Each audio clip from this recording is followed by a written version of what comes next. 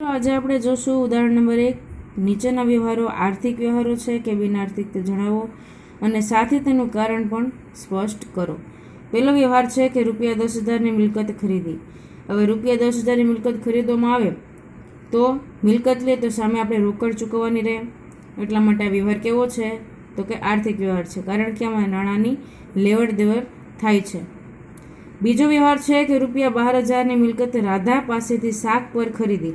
હવે આ શાક પરનો વ્યવહાર છે એટલે કે ઉધાર વ્યવહાર છે. ઉધાર વ્યવહાર હોય તો દેવાદાર અને લેણદારનો સંબંધ હોય છે, એટલે ભવિષ્યમાં છે નાણાં મળશે. એટલે આ વ્યવહાર કેવો ગણાય છે? આર્થિક વ્યવહાર. કારણમાં આપણે દર્શાવવાનું રહેશે કે દેવાદાર અને લેણદારનો સંબંધ. હવે ત્રીજું છે કે 20,000માં મિલકત વેચી. હવે મિલકત વેચવામાં આવે છે તો તેની સામે તેને નાણાં મળશે. હવે રોકડ રકમ મળે તો જેમાં આમાં પણ રોકડ એટલે કે નાણાકીય બાબત છે સમાવિષ્ટ છે. તો આ વ્યવહાર કેવો છે? આર્થિક વ્યવહાર છે. કારણમાં શું દર્શાવવામાં આવશે? તો કે મિલકત સામે રોકડ મળી છે. ચોથો વ્યવહાર છે કે રૂપિયા 22,000માં મિલકત મીરાને શાખ પર વેચી. આ વ્યવહાર છે મિત્રો એ પણ ઉધાર વ્યવહાર છે, પણ ભવિષ્યમાં છે નાણાં મળશે.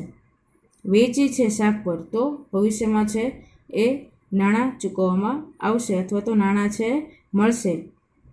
મીરા પાસેથી આપણને લેણી રકમ થશે 22,000 છે તે. એટલે આ વ્યવહાર કેવો થશે? તો કે આર્થિક વ્યવહાર છે, પરંતુ કારણ આપણે શું દર્શાવવાનું રહેશે? તો કે દેવાદાર લેણદારનો સંબંધ. ત્યારબાદ છે કે રૂપિયા 8,000 મજૂરીના ચૂકવ્યા. હવે મજૂરીના ચૂકવીએ છે તો જે મજૂર છે તેને આપણે મજૂરી દેતા હોઈએ, બરાબર? તો આપણે રોકડ ચૂકવવી પડશે.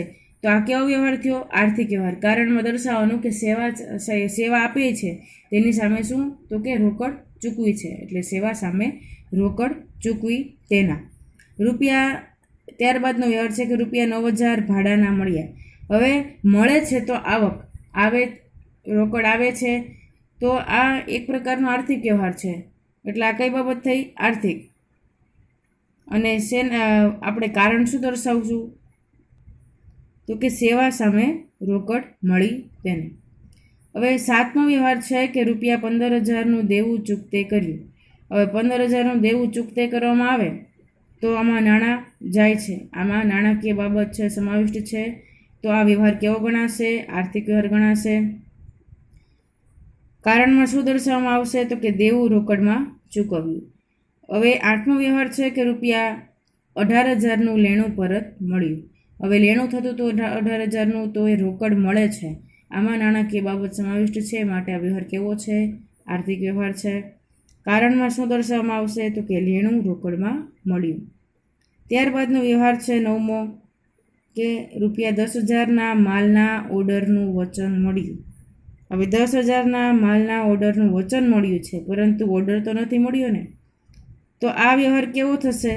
સંભવિત છે કે ઓર્ડર, આ સંભાવના છે કે ઓર્ડરનું વચન મળ્યું છે, હજી ઓર્ડર નથી મળ્યો, એટલા માટે આ વ્યવહાર કેવો ગણાશે? બિન આર્થિક. હવે 10મો વ્યવહાર છે કે એક મિલકત ખરીદવાનું આયોજન કર્યું. હવે મિલકત ખરીદવાનું આયોજન કર્યું છે, મિલકત ખરીદી નથી અથવા વેચી નથી, ખાલી આયોજન કર્યું છે, ફક્ત વિચાર કર્યો, આયોજન કર્યું છે, પ્લાનિંગ કર્યું છે. એટલે આ વ્યવહાર કેવો થશે? તો કે બિન આર્થિક. હવે છે 11મો વ્યવહાર કે વેચાણ વધારવા સેલ્સમેનનો સાથે ચર્ચા વિચારણા માટે મીટિંગ ગોઠવી. હવે સેલ્સમેનો છે તેની સાથે આપણે મીટિંગ ગોઠવીએ તો એ બાબત કંઈ આર્થિક બાબત નથી, તો કેવી ગણાશે? બિન આર્થિક, બરાબર? એનો આન્સર છે એ તમે જોઈ શકો છો, કારણ સહિત દર્શાવવામાં આવ્યા છે. જે આર્થિક વ્યવહારો છે તેના કારણ દર્શાવ્યા છે.